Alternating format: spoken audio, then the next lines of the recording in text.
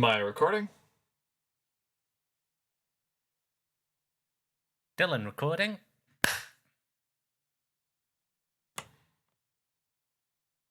And Ian is recording.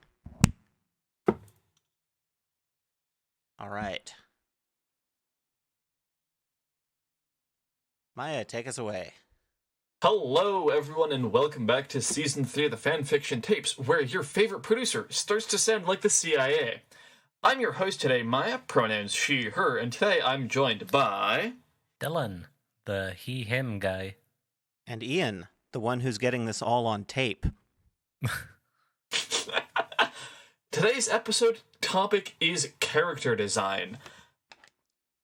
Now, you might be asking yourself, Maya, what the hell do you mean? And when we're talking about character design, we're not necessarily talking about what you may draw, although that is often a component of it. We're also talking about the way you build the character, the way you write them, their any kind of archetypes, or just overall types that they are, that kind of thing. Yeah. I think when we talk about design is sort of, it's not necessarily development. Development is like, okay, what made this character like this by the time, that's more in story stuff. Design is like figuring out how this character is, what they do, certain movements, what they use, how they think. That's mainly how I think when it comes to design. Yeah, this is going to be an interesting episode for me to talk about because I don't, consciously do character design. About the closest I get to... Well, I can talk about that later, but I don't really, intend to do a lot of this stuff. It just kind of happens. Just suddenly one day there's a character in front of you and you're like, huh. I mean, yeah, that's basically it. Given the, last characters that I developed for, a written story, what I was gonna say was, almost a decade ago, which, for the most part, is true, aside from the fact that there is one piece of original fiction that I started working on last year. But that's nowhere near complete and needs more time in the crock pot.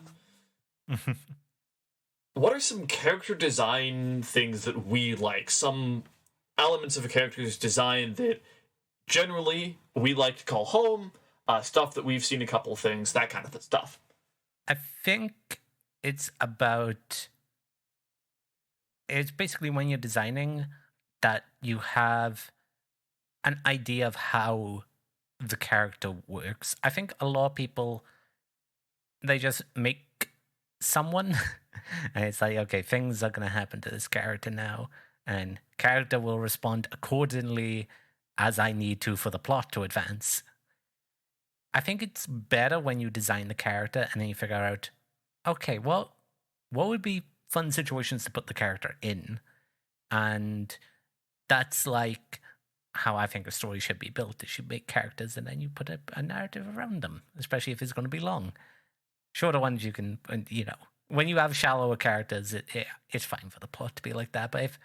But a lot more stuff these days I do think is character driven. And it's about them making a story around these characters and how they respond. So I particularly like when characters have the responses you'd think they would have, Like when they encounter a situation and you go, yep, that's exactly how this character would deal with it. I don't like it when, they sort of happen upon it and then you're like, well, where the hell did this come from? Yeah. Or the character quirk is particularly annoying.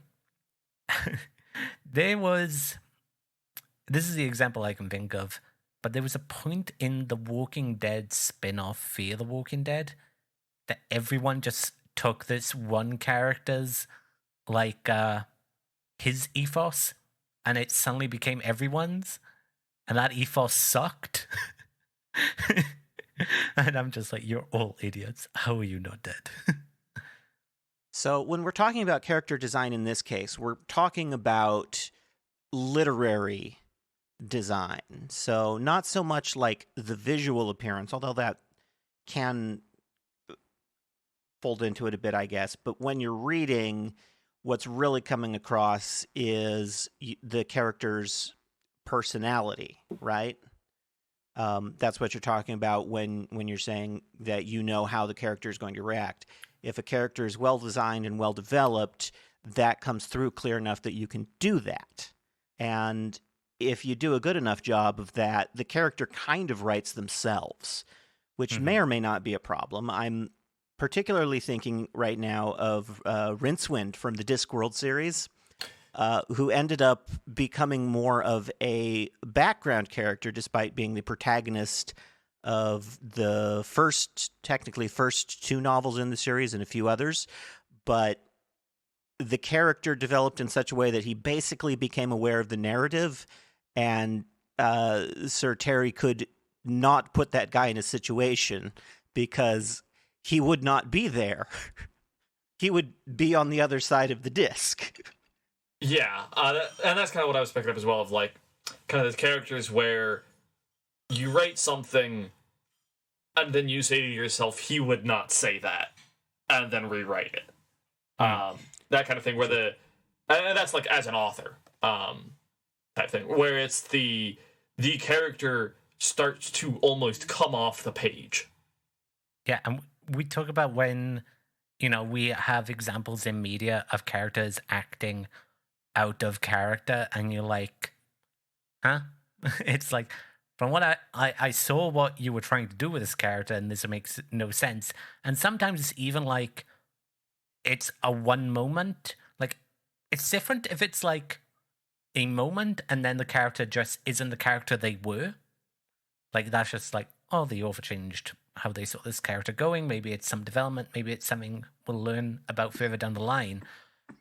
But if bad writing an out would of character be, moment can be justified, but yeah, it'd be weird if it's like, okay, here's like a line. Suddenly, there's this big bump in the middle, and then it's back on the line again. Like, cough. Season 8, Daenerys cough. yeah. No, Daenerys is Miraculous like, Ladybug. Haven't seen much of that. I've seen like a few episodes. It's how. Tell me about this character, Maya, and what did they do to you? Okay, lesbian time. That's all the time for you. There's a character in Miraculous Ladybug who kind of does this, and I've been trying not to talk about physics this entire time and math. Like, I've been trying not to. But where she starts to go on a bit of a, hey, other people are real and have feelings. This is a character who is a terrible person, and you're supposed to dislike. And at the start, yeah, I really dislike this character because she's a snobby bitch. And then she starts to develop a little bit as a character, becomes something of a protagonist. And then the writers realized they were doing that, realized it didn't fit the story they wanted to tell, and changed it. And that change felt really abrupt, really sudden, and I hate it. Like, I understand why they made the decision, and I think for the story they're trying to tell, it makes sense, and it's the decision they had to make. I think there were better ways of going about it, yes. Do I think I could have written it better? Yes, because I'm egotistical. So, to put it into, like, a frame of understanding that, I don't know if Ian's seen it, but I haven't, but it's like if you have season 1 Zuko, and then season 2 he just becomes bad again because they didn't want that. Like, he just becomes more bad. I think a good analogy for it is, again, we're talking about Avatar: The Last Airbender. If you haven't seen it, pause the episode right now, go binge the show, and come back. I promise you, despite the fact that Aang is a 12-year-old, the show is worth it. It's really good. There is a standing disagreement of opinion on which Avatar series is better on this show. I believe that The Last Airbender is actually the superior series, but I prefer Legend of Korra purely because Korra is not a 12-year-old. Like, that is the reason. I could agree that The Last Airbender, phenomenally written. However, Aang is a 12-year-old and I hate it. Anywho, we're getting off topic. Yeah. And I think this happens in season 3 of The Last Airbender, where Zuko almost becomes a protagonist early, and then, from what I understand, this was caused partly by Iroh's voice actor dying. They had to make a shift such that they could have Iroh not be present for a while they got a voice actor that could mimic the original voice actor's voice better. And this meant that Zuko kind of also had to do a turn, because, you know, they're kind of a package deal. At least they were at the time. Yeah. And this was... It's palpable when you get there. If for some reason you're planning to watch it but haven't yet and still listening to the episode, you'll know what I'm talking about when you get there. It'll be really obvious, I think. And it's that kind of thing of, there is a trajectory that you can kind of feel that they've been going on, and you can see that there might be going on, and there's a shift in that. That's something where you can feel that, yeah, the character's coming off the page, and then, for whatever reason, the author smacked them back into the page with a mallet. If you don't, like, physically have to, like the case of what we just gave in Avatar, and to some degree the case I talked about in Miraculous Ladybug, I would recommend not hammering them back onto the page. Let them run free. I do funny think, things happen. I do think the Zuko thing, which happens at the end of season 2 going into season 3. Oh, is it in season 2? I think it's right at the end. That, like, that's the one where it's like Zuko is about to turn, and then he turns back, and then he turns again. I mean, we're talking about the same moment, the one in the cave with Azula. Yeah, that's the end of season 2, like, finale. But what I think that is actually, like, I don't want to make a wrestling reference, but I will. But it's like you lose the big match, but that you were meant to win, but then you do it a little later down the line after going through some more stuff, and hardening yourself. You weren't ready the first time, but you're ready the second time. I think it's more that, and I think that it can be good writing, that. Yeah, that can be. I think because both have actually, what we've been talking about here are redemption arcs. And I think that a non-linear redemption arc is actually really cool and not done often enough, because recovery and healing is non-linear. Fun fact, things ain't a straight line. Yeah, and it's about giving the audience a taste of what they could have. I think they do that really well with Zuko all the time throughout the show.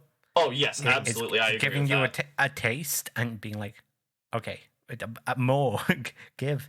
And it gets to the right point. You don't want to overplay it, because that's also a thing, you know, is sometimes you tease it too much, and at the end you're just like, no, I'm not buying it this time, and it's diminishing returns. But so you have to strike while it's hot, and I think that they did right. It's like one pure fake out, and even before that, Zuko is basically, you know, he stops being an antagonist in season 2, and then turns back into one for like a short while in season 3. And it's pretty good, very good even. We got really off track. It's designing characters. It's fine. Yeah. Yeah. We can talk about other stuff. I've been, you know... We kind of jumped the second thing in this graph. We went from character design things we like to things that are stupid. We'll talk more about what we like. They sort of go hand in hand. You have to say what is good and what is bad. It's very easy to do a compare and contrast thing when we're talking about things that we like versus things that don't work. And when we do talk about things we don't like, and Ian, you brought up Game of Thrones Season 8. So many characters suffer from... You would not do this 4 seasons ago. And you haven't changed, or you have been reaffirming the opposite of this, and you've devolved to like your character from 4 seasons ago. Why? Because it was no longer written by George R.R. Martin. Yeah, that is the point. Yeah. You know, because I think George might have a lot of the same things happen. It'll just be way better written. You know, it'll make sense. They took all the sense out.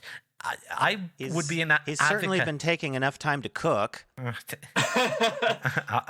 have my own theories. I'll tell you guys later about that. But speaking of adaptations of book series that are really popular, I don't know about the really good for Game of Thrones because I still haven't read those books and don't really plan to. But Percy Jackson, I think, also does this. The TV show, not the movies. The movies can suck my toes. I've seen more of the movies than I have the TV show, but that's because the TV show just came out.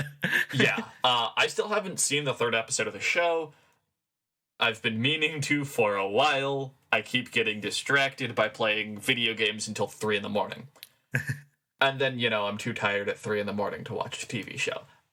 But there's a lot of character moments of this character is kind of, as I've talked about, coming off the page. Particularly Mr. D and Annabeth are very well acted, very well written in the show. And it feels like, this is the way this character would react, even when it's doing something that character didn't do in the book. For those of you who haven't seen it, if you don't want any details, plug your ears or pause the episode and go watch. Mr. D, as everyone knows, is not allowed to have alcohol. He is banned as the god of wine. That's, obviously a pretty significant punishment for him. And he doesn't really do a lot about it in the show, aside from, attempt to drink. Or in the books, sorry. In the show, one of the first things he does when he meets Percy is attempts to manipulate him into thinking that Percy is his son, and he should go get him some wine. And it's explained that if, a mortal or, a demigod were to fetch him some wine, he'd actually be able to drink it. He just can't get it himself. Which makes sense. The way it's explained makes sense, and under those conditions, I could absolutely see Mr. D doing that. He doesn't really care about any consequence on the campers that much. He cares a little bit, but, not that much. And he would absolutely try and manipulate a new kid into doing that.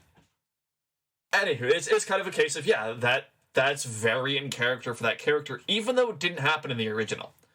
So it's about that adaptation thing again. And it's so insane, because, you do see in those early Game of Thrones seasons, they understand these characters. The original content they're making with characters who don't have point of views in the first book, you get it. What happened? And, not to speculate, but I really think they stopped caring. And we're just I mean, isn't that, public knowledge that they just wanted it over with so they could get to the Star Wars thing? Yeah, so I would blame HBO for not, just replacing them. There's a bunch of shows survive changing showrunners, Well, I mean, what you do is you make it worth their while to finish the damn thing, or you swap them out. Yeah. And they didn't do either. No, they just said, here's, how many ever more episodes. It's less than before. And then they farted out a terrible ending.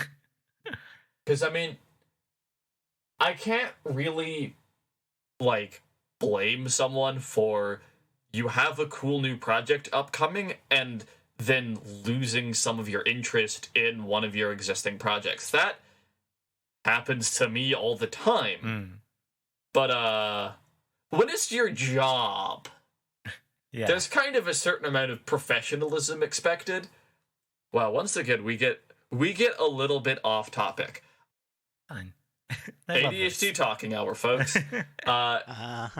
If you're here, I'm assuming you're here to hear us ramble. Or you're some rando who just clicked on this episode, in which case, hi, welcome to the show. We do this all the time. And speaking of the show itself, this show is called the Fanfiction Tapes, and yet we don't do a lot of talking about fanfiction. So let's do some of that. And in particular, two fanfiction terms that are really important when it comes to character design: OC and SI. And if you've never read or written fanfiction, or if you've only done that a little bit, you might be wondering, Maya, what the fuck are you on about? OC is shorthand for original character, whereas SI is shorthand for self-insert. And it's pretty common for this to be a derogative term. Well, not necessarily derogative, but like this to be said kind of with some malice. It's a stinky term. It is a term that a lot of people dislike. Yeah. And the reason for that is there are some especially notorious original characters and self-inserts that are poorly written and paint everything with a bad brush. But as we start this discussion, I just want to say, yeah, no, an original character does not have to be poorly written, and a self-insert is not automatically bad. Like, in some cases, yeah, they're unpleasant to read because maybe the writer is new to writing and doesn't really do that well, or just hell, it's not your cup of tea. It sure isn't mine. I don't actually read much with original characters just because I'm more interested in taking the duders from the show and putting them in some situations. But what I'll say is, when it does come, I think it depends on a lot. Like, you have, when we're talking about original characters is characters that the author, the fanfiction writer, has created that are not in the original content. Hello, Badger. Thank you for making Dylan a thing.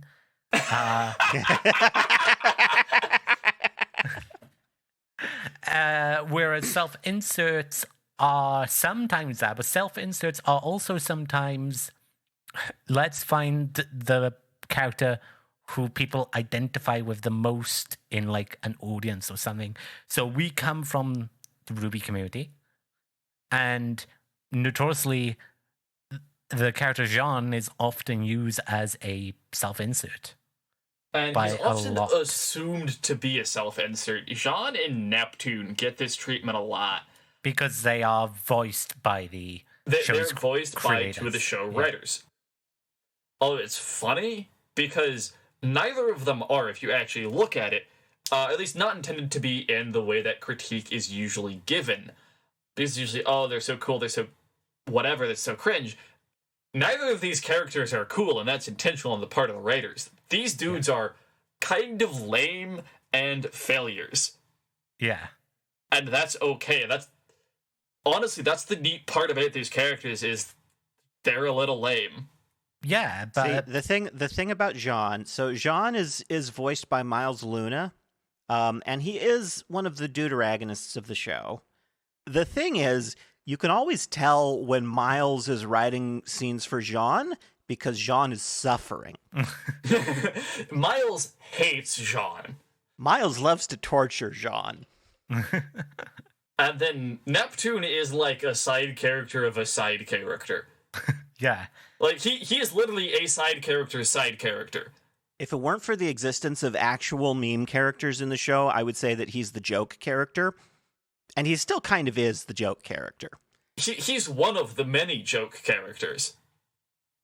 He's also not in it that much. Yeah, but he's also not in it that much. He's there for like, I don't know, maybe 20 minutes of runtime. He's in in total, across all 9 volumes. He's in 4 volumes, and in 2 of those volumes, he's in 1 scene. So, yeah. We haven't seen him in a long time. Well, we saw him 2 volumes ago. He was in volume 8 for a second. He was? I don't remember that. When the big message around the world was sent. Oh, and it's showing I remember that now. Different character reactions. Yeah, okay, look, it's been a minute. He's in 8, 6, 3, and 2. And I actually haven't watched 8 since it came out. I rewatched the first part of 8 because I was watching with one of my friends as I was bringing him up to speed. But that happened before the second part of 8 came out, so I've only seen the second half of 8 like once. It's a wild ride. Yeah, I'm showing another one of my friends this show, so he too can suffer. That'll never end. Yeah, the problem is we'd like watch 45 minutes of it each time we try and sit down and watch it because we get distracted. So you watch like most of a season because they're not. We're that long. on volume 5 or volume 6 right now. Oh boy, that house. I think we're on volume 6 now. We're out of the house. Great. But yeah, when we're talking about self-inserts like Jean, you can find a lot of them, especially in something we covered before, is Isekai.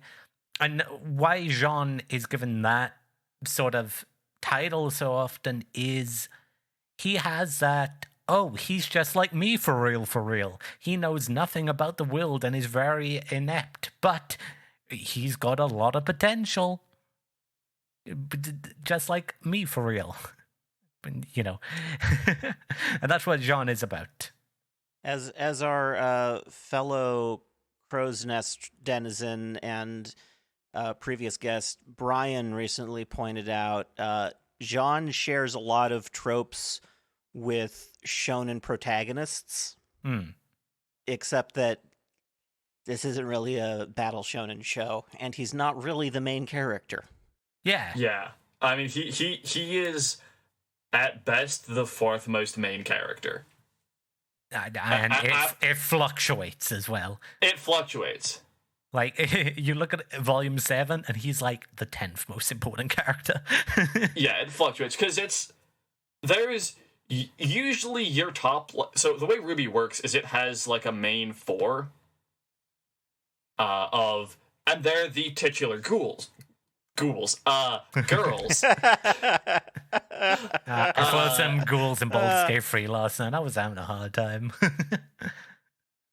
Ruby Rose, Weiss Schnee, Blake Belladonna, Yang Xiaolong. Their names combined to form the title. Haha, very neat. And then you also have Jean, Nora, and Rin sitting behind them, kind of cycling behind them. And there's other characters as well who are sometimes more important and interesting. Did the train of thought go off the rails there? The train of thought went off the rails. I thought my Wi-Fi dropped. I'm not even on Wi-Fi. No, you would hear swearing from across the Atlantic. But yeah, if we do want to talk about, they do have these rotations of characters, but then some characters are more important in certain seasons than others, Like, in Volume 7 and 8, suddenly Winter, Penny, and Ironwood are, like, arguably more important than Blake and Yang. Crow as well is decently important and gets some character development. Villains come in and out depending on the season sometimes. Cinder does not much in Volume 4, and Tyrion is like the main focus. But, it fluctuates, and it kind of keeps things fresh, but also, God, you have a lot of characters. And it does make you feel wanting sometimes, like, I've known this character the longest. Stop introducing new ones. I want you to work with this one for a while. And, maybe show me some more of that design. So, when it does come to, like, original characters and self-inserts in fan fiction, how do you feel that writers... Do you think they do a good job? Because sometimes, those characters can often fall into the realm of, oh, I'm a super giga Chad. I get all the women and everyone admires me. And only the bad people don't. So I don't really read much with original characters. I have a couple of times when the rest of the premise is interesting enough where I'll go, yeah, you know what, I want to look at that. Because what draws me to fanfic for the vast majority of it is not the setting that it happens in. Sometimes the setting can be neat. No, I want to put those characters in situations. I want to put them in new boxes. I want to put them in the same boxes over and over and over again. I want to see what happens. You want there was only one bedroom. Yes, that is a trip I am notorious for enjoying. So I haven't read much, and most of what I have read, at least along the lines of self-insert stuff, was when I was first reading fan fiction and didn't know there was better stuff out there. Coherent. Well, I will say that they are, Wrong series. website using bitch. I will say there are series that I have read, official published stuff, not fan fiction, that have characters who are like self-inserts, or the author have said, I take a lot of things from me, and I'm like, wow, you must hate yourself. Yeah, I mean, hell, I do the same thing. A lot of my D&D characters are partial self-inserts. I take some element of my own personality and go, okay, this is the base of the character, and this is all I know about them. Let's see what happens. But the thing is, I don't just run a cardboard outline of myself and plop it down. I go, okay, you know what? I'm a bit of a nerd and a bit of an asshole. Let's see what happens when I just take that and put that in this character. So the thing we talked about with design, though, is like when you design and you do take elements of yourself, you still don't want to make them a blank slate that's just a human that, a reader can immediately identify on. You want to take elements of yourself that you want to still make the character unique. You don't want to end up making, brown-haired, bearded, middle-aged white guy who's the protagonist of every video game in the 2010s. I love the pictures like that. It's like, oh yeah, look at every video game main character.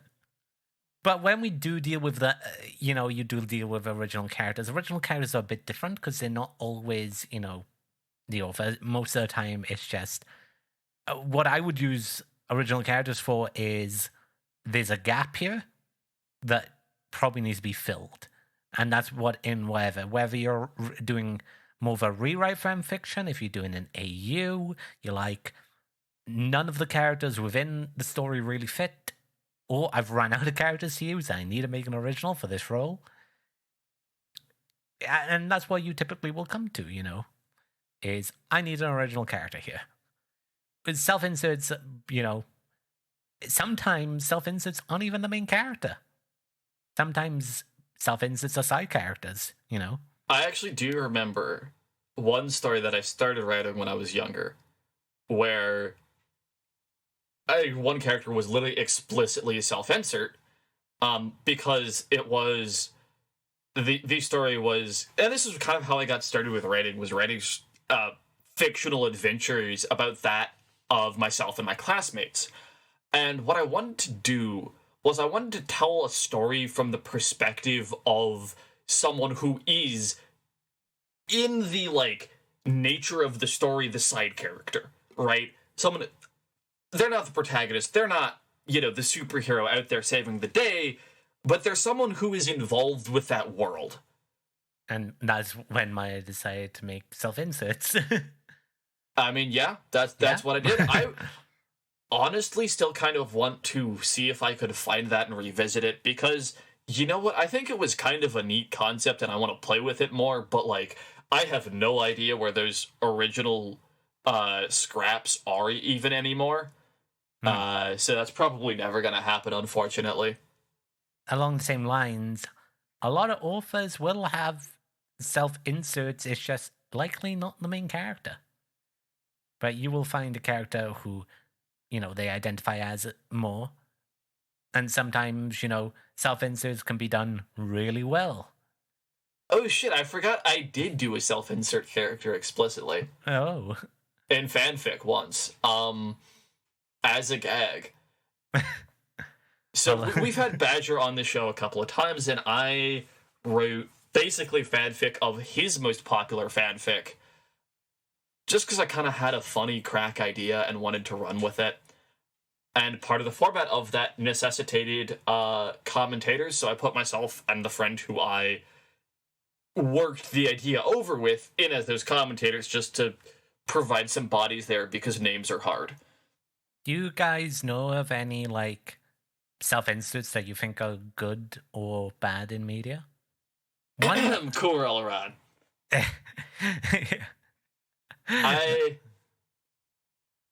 honestly, mostly just because the way he does self-insert Jean is not really interesting. It's bland. That's my issue with it. I mean, if you enjoy it, you enjoy it. And honestly, that's the most important part. But for me, I just find it kind of bland. Is it because he's takes a lot of, like, how do you feel as Jean as a character in canon? I think Jean is actually a kind of neat character. I wish they had kept him old, though. I think that actually could have been really neat. Yeah. And does the writer Corellon, does he capture Jean at all, or does he just make Jean more generic? He or makes a different character? He makes Wonder Bread white boy with blonde hair number 355, and then applies to him a job and a girl to chase. And he hasn't, I think, watched the show since like volume 3, so something like he hasn't watched the show for like 7 years, and he's still writing fanfic for it. And I mean, if it gets him bread, it gets him bread, but I don't like. So he's doing like the not the slander, but it's I'll make, fan fiction in the way that, those books, those romance novels that come out, that's like, I'm an ordinary girl and it's the same author like 300 times doing like the same premise kind of thing. You know what I mean? Yeah. Kind of Hallmarky. Hallmark movie. Yes, that is actually exactly the problem with it. I have beef with Hallmark. Fight me, ho, fisticuffs. I will fist fight a company and win by default because a company can't fist fight. Did you guys watch the 2 most recent 4 movies? No. Ian? Which are the 2 most recent? Love and Thunder and Ragnarok. Okay, then no, I've seen one of them. I've seen Ragnarok, I think. I have seen Ragnarok. So, I'm not sure I've seen Love and Thunder. Do you know the big rock guy, Korg? Korg, yeah. Yes. I like Korg. So, he is voiced by the director, Taika Waititi. Oh God, does he get unbearable in Love and Thunder? Love and Thunder, not a great movie. Korg, probably one of the reasons. Self-insert, jokes, badly written. I don't know if it's self-insert, but it's like, this character is given far too prominent of a role, and it's probably just because the director voices him. That's unfortunate. I liked Korg in Ragnarok. He was kind of funny, and he was just a little duder. Yeah. It's kind of a problem when he's suddenly like, probably like in the top 8 most important characters in that movie. I mean, that's fine. But he's also around a lot, and he's mostly there just saying jokes that aren't funny. That's unfortunate. Yeah. Wow, we've been going for a hot minute, and we've been on this topic for also a hot minute. Well, it's good. So we want to talk about how we design stuff now? How do we design new characters? Well, my Does anyone want to go first? Or do you want me to spike I've never written a fanfic. You play the D&D, only though. characters I've designed are for D&D. And I got to say, those are pretty much exclusively self-inserts. So you want to talk to someone who is a failure of a writer because they do too much developing. Hello. I'm too much of a developer. I am trying to write one thing. It's got like, I think I'm up to 6,000. No, I was on like 3,000 words. It's going well. So the way I do it is sort of history, personality, and designing the characters, thinking, okay, what has made them like this? And as Maya can attest, my D&D character that she has seen, definitely not a self-insert. I don't know about that. There are aspects taken from me, but he is definitely not me. He's a lot less likable than you, that's for sure. Ugh. A lot of my characters in D&D are, as I mentioned, partial self-inserts. I struggle with character design. Part of the reason I write fanfic is I don't really want to, like, have to come up with new duders. I want to play with the ones already rotating in my mind. I mean, this comes from me playing with Legos a lot as a child. I like the existing characters. I don't want to make new ones. What happens with me, Maya, is I spend more time thinking about the ones that I make than I do, it's the ones I watch. That's what happens with me. It's like, what will happen is I'll see that character, I'll watch it, and I'll go, oh, I could make something like that, except it's totally different and not at all like that. But I like this one thing they did, and I'm stealing it and making an entire character around that. That's sort of how my brain works. I'm like, okay, that aspect, I like it. I'm going to make an entirely different character, but I'll keep that one thing. I have to listen to a lot of music when I'm making new characters. Because I gotta, like, pick up a vibe from somewhere. There's gotta be, like... I have music on nearly constantly. I'm certain Spotify is, like, mildly concerned for how quickly I'm going to develop tinnitus with how much I listen to music. I had tinnitus once. Well, okay. I actually already have tinnitus to some degree. It will eventually get worse. This is a problem. No, I had it really bad. Like, I think it was like a side effect from COVID as well. Oh. And it went away, luckily, but it lasted like a good 8 months where it's just, in my ear, I would just hear like, it's like water running the entire time. It's kind of like that. Yeah. You can stop now. Yeah. But it just went away. And like my hearing in that ear isn't like any worse. My hearing is still quite good. It was just suddenly I had tinnitus. But I don't listen to things on full blast anymore. I listen to like most things on like 60 to 80%.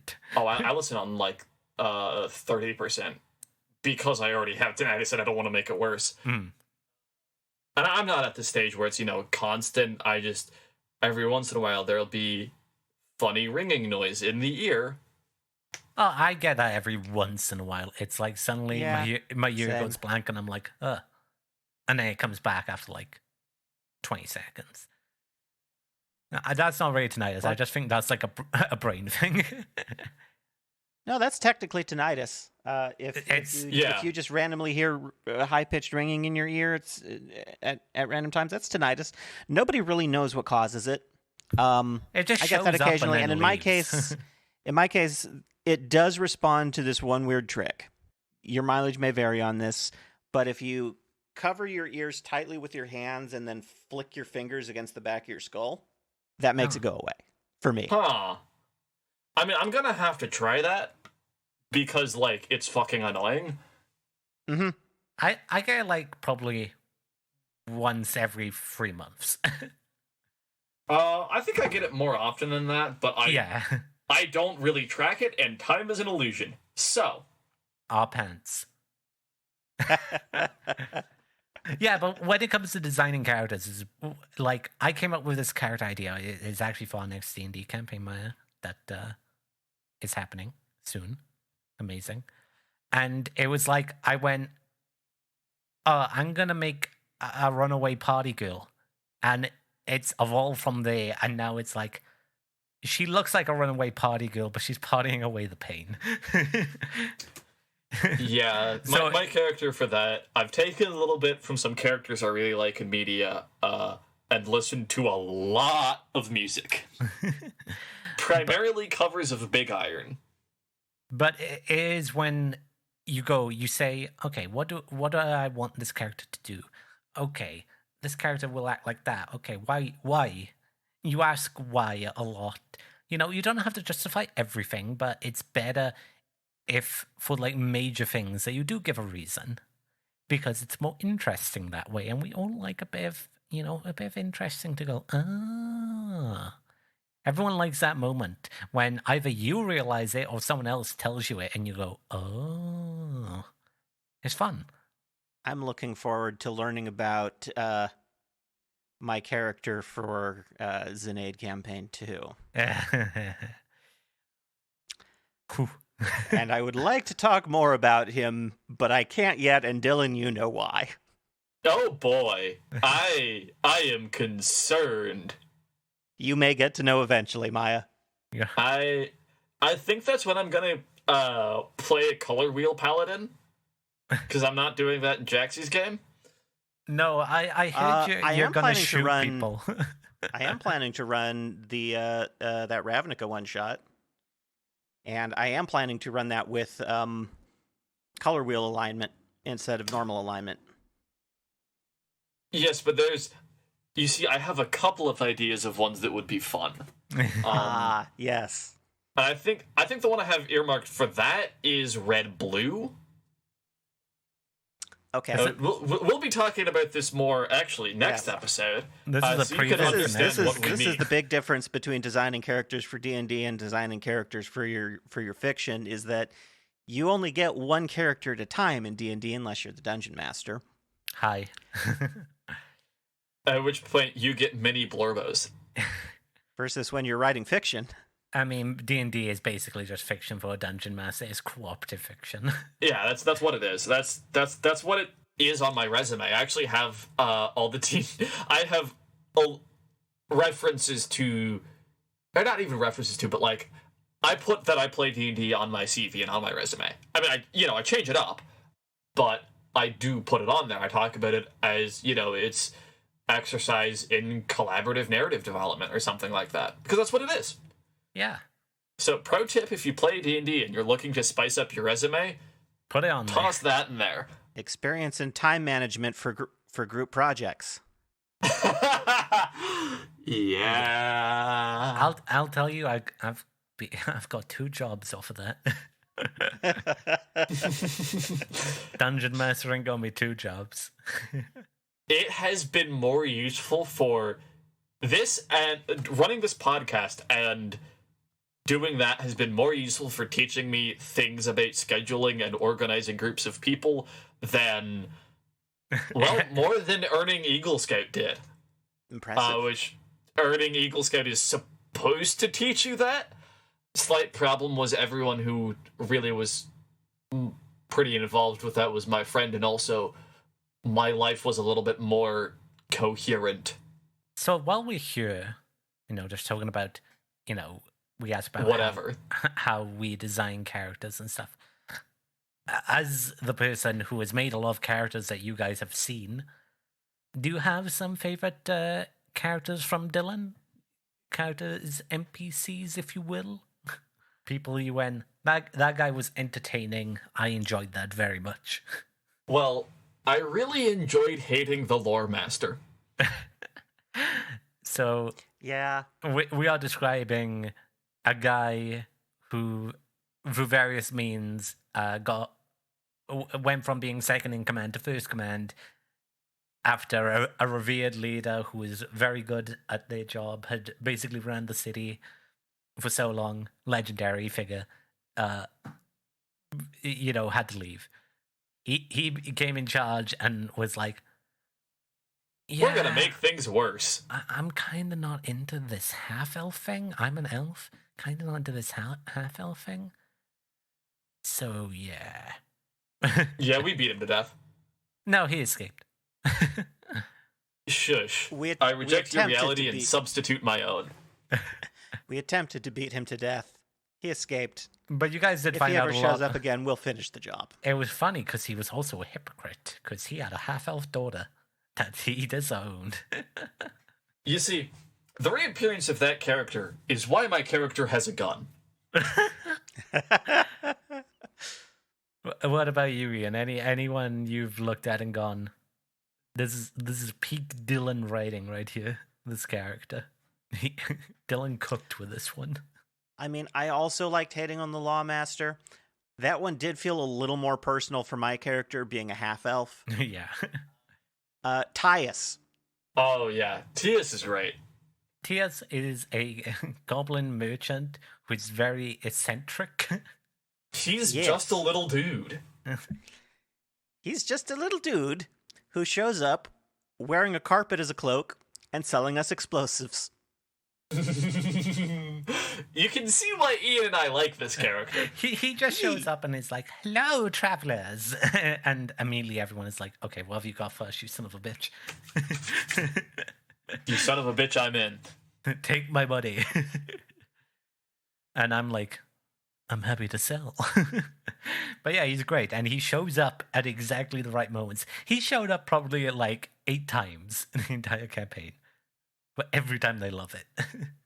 I think the first time I met that character, I said, you know what? You rock. Have a glowing rock. And that was the only time I used that ability, like, all campaign, in, like, session 2.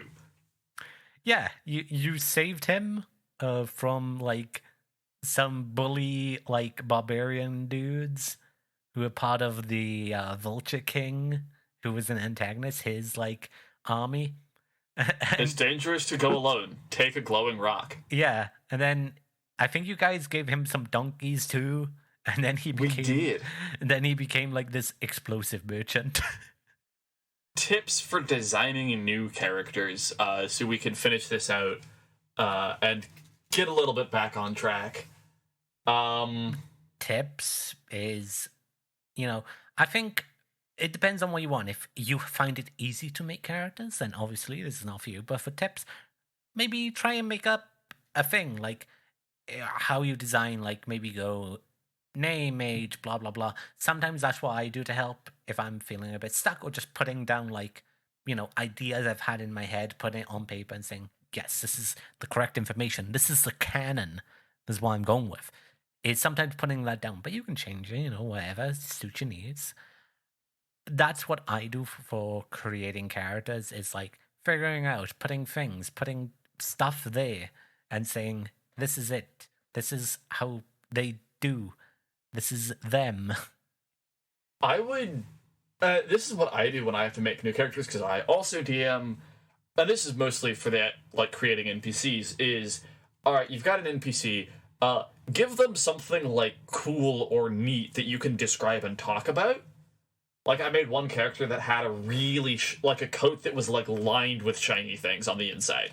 You couldn't see it on the outside, but if you saw them, like, reaching around, because this character was a pickpocket that would, like, steal jewelry and stuff, and they lined the inside of their coat with stolen jewelry. And that was, just a detail that captivated my players. Or I'll give someone, like, a distinctive piece of armor, and that kind of can get you started on, well, okay, they have this, why do they do this? Why does this character line the inside of their cloak with stolen stuff? Why does this character wear a horned helmet when in this world that's usually associated with bad, unpleasant things? Why does very small goblin wear carpet as a cape? Yeah, well, once you create some questions for yourself around some specific detail, you can start to get more of a character. Because, I mean, really, some of the most enjoyed, I don't know if I would necessarily want to say the best, but some of the characters that really hit are characters that you can ask questions about and find answers to. They're not just this, hello, I am plot delivery vehicle.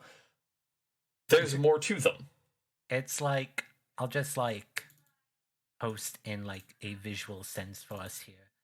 I'll post some like character art I've had made, and it's like, we talked like art isn't always important, but it's like it's like I wrote down how these people are designed. So, and, Maya can then have a look and say, yeah, like, if you look at these characters, this one, like, if you look on the hands in the first picture of my future D&D character, has weird tattoos. Why do you have those? Yeah, kind of creating some detail, and it could be a visual aspect like we've talked about, or it could be, this character really doesn't like electricians. Well, okay, why? What caused this? how does this affect their behavior, in society? How does it, do they, like, shy away from, like, exposed switches? Do they, right?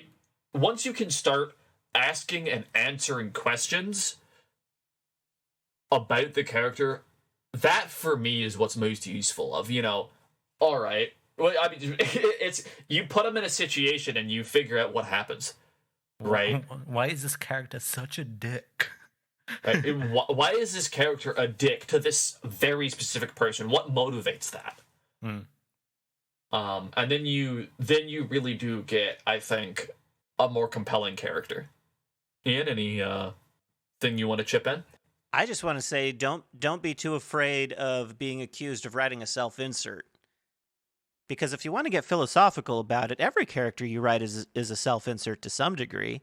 All of their actions and personality traits have been crafted in your head and are being put onto the page. Even if you're writing fic of an existing character, it's your interpretation. So all of your characters have a little bit of yourself in them. And you can also write self-inserts very well, and you can write them to have multiple girlfriends very well, and you can write them to win in the end and overcome any odds very well. You can do that. It's just the reason why those tropes have negative connotations is because they're often not written very well. I would even go so far as to say, don't even be too concerned about writing it well. Just write. If it's enjoyable to write it. Yeah, don't be afraid to have fun. I throw everything else out the window. Have fun. That's the only thing that matters. Have fun. Everything else comes after that. But also don't make Hallmark movies. Yeah, don't make Hallmark movies. If you do that, I'm going to come for your knees. I have a collection. I lost mine a long time ago. Okay. I think we've hit our word count for today. Just about. Do we have anything in the mailbag today? Sad face, no. Sad face. So, if you're listening to this and you want to tell us about your awesome OC Do Not Steal, you can send us an email. Our address is fanfictapes@gmail.com. You can also leave a comment on our YouTube page or a review on Apple Podcasts. Spotify does not yet have the ability to leave us reviews, but we still appreciate any 5 stars that you leave us there. You can also reach out to us on social media. Maya, you run our Twitter presence. I do. We are at Fanfiction Tapes, which is fanfiction is one word, capital F, capital T. I post about episodes on there, usually, sometimes, and I also shitpost. You'll get a little bit more about what the recording process was like usually, talk a little bit about it, and then post a link to the Spotify, because I like the Spotify embed. Well, folks, we don't have any guests, so I don't have anyone to bother to post their social media. However, I am and have been Maya, and I was joined by... I am and always will be Dylan. And I am Ian. Until next time, bye.